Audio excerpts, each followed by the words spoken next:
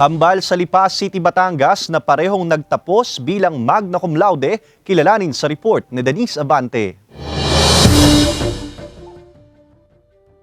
Ang makapagpaaral at makapagpatapos ng anak sa kolehiyo ang isa raw sa pinakamasarap na regalong matatanggap ng isang magulang. Ito na raw kasi ang katuparan ng kanilang sakripisyo para sa pamilya. Para sa mag-asawang Ivy at Zaldi, wala raw mapagsidlan ang kanilang galak dahil ang mga anak na kambal na sina Royce at Rainier, kapwa nagtapos bilang magna cum laude.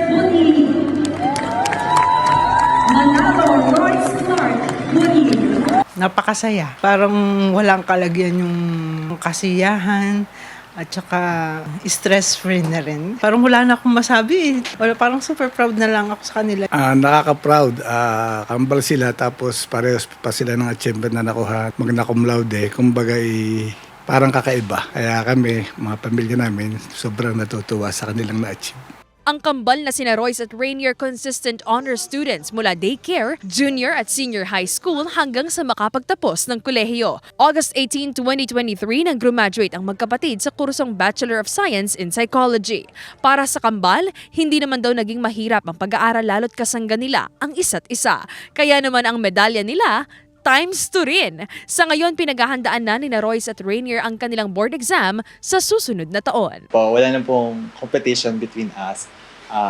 We're classmates po since kindergarten and talagang happy lang ako sa mga achievements niya and I know naman na he feels the same thing din po para sa akin. And we support each other and sineselebrate lang namin yung every achievement and every success na meron kami.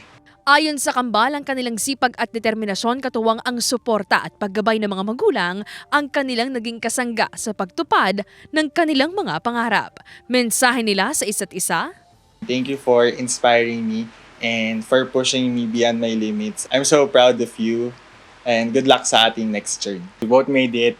You're one of the people who always support me in everything that I want to do in life. I won't be able to make it this far without you. Yan. Thank you din. Kasama si J. Arman Hares, Denise Abante, Balitang Southern Tagalog.